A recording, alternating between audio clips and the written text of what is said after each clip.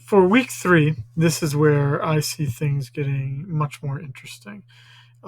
Might be a little bit more the reason why some of you took this course. Obviously, I know many of you are just taking it because it is a requirement, but um, there's a little bit more to it. Um, this week is all about spending by the government, right? And so if we think about what is our knee jerk reaction to how much does the government spend, we all probably are like, dude, we pay a lot of taxes, so it must be there must be spending way too much money because I know my taxes are high. But saying something like something is high or, it's relative, right? Because, um, one way to talk about it would be, um, you know, is it high relative to, let's say, I don't know, a developing country where taxes aren't collected as strongly? Yeah.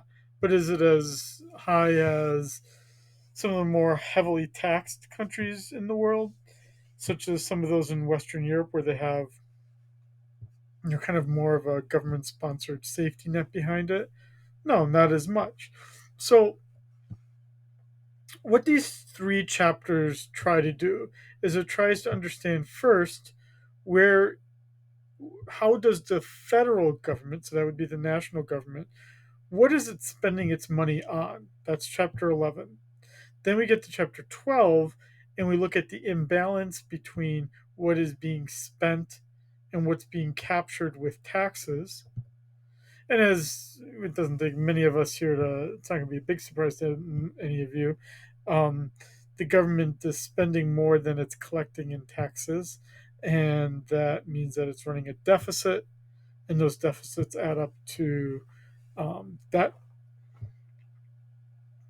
And then chapter 16 explores this idea that some people then say about um, the debt level, and that is the problem too big?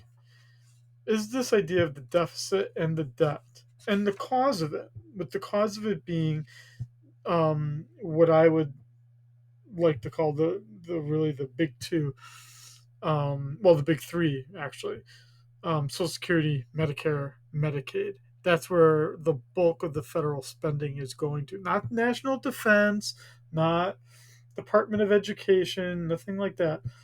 It's Social Security, which is the provides a pension for those who've worked their whole lives. Um, Medicare, which is health care for those who are 65 years of age and older, and Medicaid, health care for those who are poor. Those 3 programs represent the bulk of the money. With those programs in place, structured as they are, and with the revenue that's being captured the way that it is there any point of return? Or, as the chapter says, is the fiscal sky falling? So you'd use all that information, and that would be then the basis of your theme analysis paper number 2. Now, with with the analysis paper there, the analysis paper will be due a bit later.